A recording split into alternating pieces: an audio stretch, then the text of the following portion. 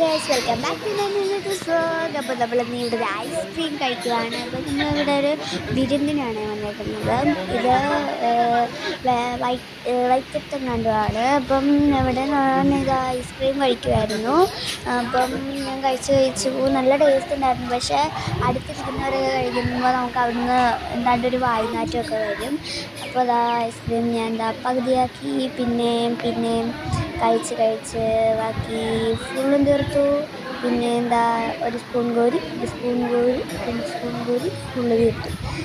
ഇപ്പം എനിക്ക് ഇതെടുത്ത് ടൈലൊക്കെ ഇഷ്ടപ്പെട്ടു.